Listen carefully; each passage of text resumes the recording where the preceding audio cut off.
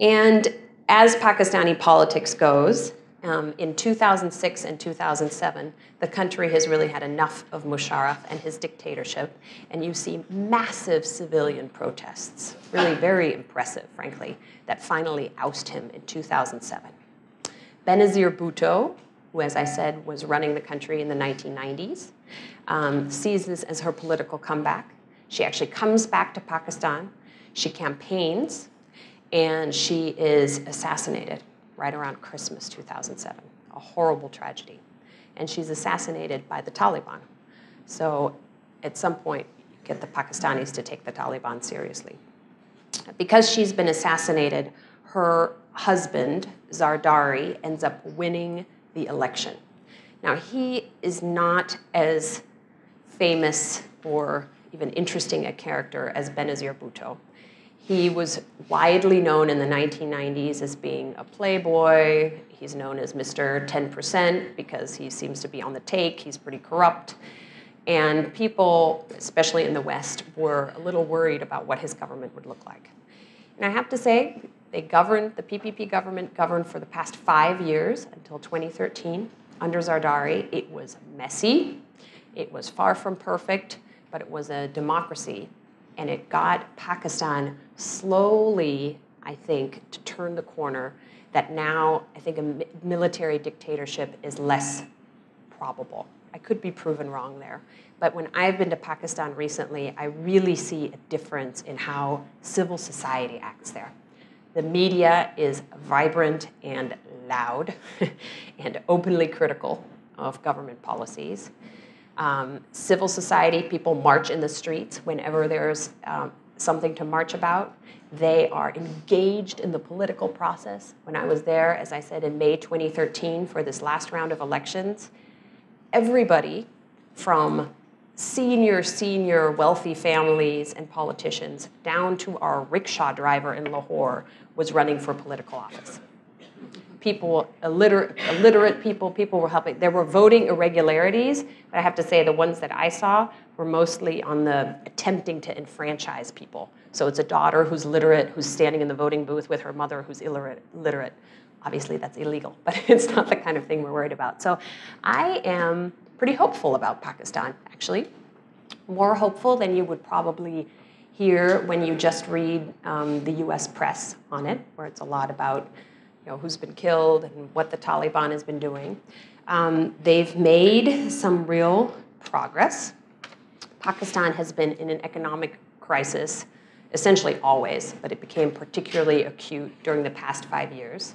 That crisis isn't over, but I think they are moving in the right direction. And in the May 2013 elections, Nawaz Sharif, who also ran the country in the 1990s, won. He's sort of what you would consider the center-right party, sort of like the Republicans, the US.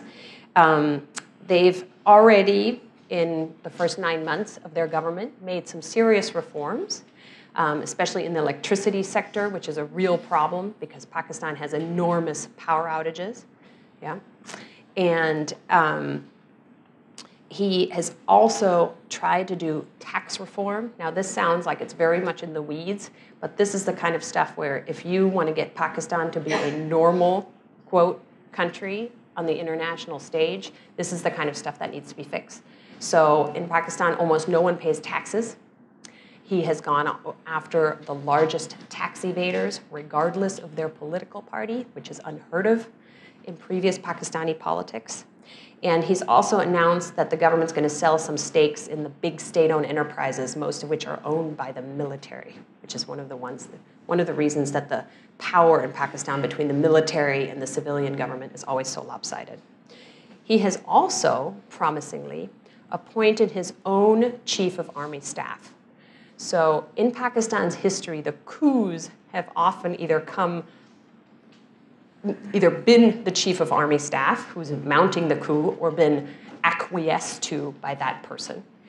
And that person, in the US, the chief of army staff is a very senior person, but it's one member of probably the top 20 people in government. In Pakistan, you think of that person as the foreign policy all rolled into one. So when our Secretary of State goes to Pakistan, she meets with the president, the prime minister, and the chief of army staff. And then maybe you call on the foreign minister, but it's a complete courtesy call because you know that all the real power lies within the military. Zardari, to his credit, is trying to change that a little bit, and he actually managed to appoint a new chief of army staff in the fall that is his own choice, not the military's choice. So we'll see how that goes. Still a lot of economic troubles, hyperinflation, lots of people who are food insecure. If you look at the center of Pakistan, you can't really see it on this map, but there's an enormous river, Indus, that runs through the center of it. And there were really debilitating floods several years ago. 10 million people without houses, lots of children starving, diseases. It is a difficult, difficult place to live. And so, yeah, there you go. There you see it right there. And they're working on it. The IMF has just given them a big new tranche of money. And so overall, I would say on the economic side, still mixed, but a pretty positive view, much more positive than I would have said 2 years ago. The democratic government, as I said, is somewhat stronger. But there are still serious problems. Islamic fundamentalism continues to be a problem. And I know, Martha, this is her real area of expertise. I'm sure you've talked about it in this class already. But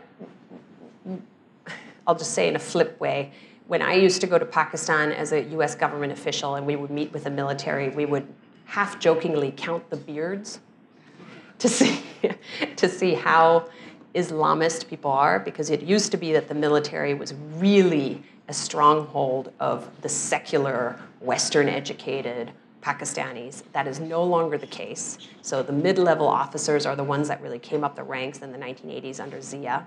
So that's not a good trend line. I did see in the news this morning that Zardari is planning a big military offensive in the tribal areas against the Taliban, which is, who knows how that will go. But previous Pakistani governments have basically said, no, we can't do this, and we'll have a peace agreement with them. So we'll see. That could be a positive sign. The army continues to be quite powerful. It's still, as I said, a big part of the government budget. And the demographics of Pakistan are a real problem. So if you look at long-term trends, Pakistan has one of the fastest growing populations in the world. 2/3 of the population is under 30. So you think about that. These are folks who were children when like you guys, who were children when 9/11 happened. There are only about 2/3 of girls and 75% of boys go to primary school. By a secondary school, so after 5th grade, you have only 30% of girls attending secondary school and 41% of boys. Very, very high illiteracy. They're having a lot of trouble training the next generation of people. And then we get to, you read about the various Islamic militants in your reading, so I won't go over because I think you'll also do it in different classes. But then there's the other detail that makes Pakistan important to US policy, and that are its nuclear weapons. So Pakistan is one of the few nuclear weapons states that didn't sign the Non-Proliferation Treaty. We think they have somewhere between 90 and 110 warheads. It's always a little hard to estimate that. They may be increasing that somewhat. And the reason they have nuclear weapons, say what they want, is basically as a hedge against their much larger neighbor, India. India also has nuclear weapons, but it has them mainly as a hedge against its much larger neighbor, China. So you have this lopsided view where when you talk to Pakistani officials, there's a lot of worrying about India and what the Indians might do. And then when you talk to India, once again, I'm generalizing, but by and large, they worry about Pakistan, but it's not an existential threat. It's more, I wish they would get their act together so we could trade with them and they wouldn't be a problem anymore. I think that's kind of how I would summarize it. On their nuclear weapons, the US has a quiet but pretty well-known program to secure their nuclear materials. That's a good thing, but it's not perfect. They're developing new delivery systems, and in a pretty ugly turn of events, China was one of the big proponents of getting nuclear weapons into Pakistan and helped them with their first weaponization and with sending plans over. They also have recently agreed to build civilian nuclear reactors for Pakistan outside of international norms. So the US and the international community got everyone to agree that people could do it for India, and the Chinese are now doing it outside of that system for Pakistan. So that's kind of where we are in current policy. You know the recent history from reading the news. 2011 was a very, very bad year in US-Pakistan relations. Right off the bat, so 3 years ago now, one of the more liberal governors in Pakistan was killed for opposing a very horrible religious law. So we would say he was on the right side. He was killed for being on the right side. A CIA contractor shot somebody in the streets of Islamabad, and there was a big diplomatic brouhaha about that. Then in May, we famously went in and captured bin Laden in the middle of Pakistan, where he was living happily. And then in November, some Pakistani soldiers were killed by the US in this border area, basically pursued. Different versions of the story. The American version is essentially that the Pakistanis were actively helping the Afghan Taliban escape. And this caused a massive diplomatic row, and those ground lines of transportation and supply that I mentioned earlier were cut off. So that's where we are. That gives you kind of an overview of Pakistan's history and where we are today.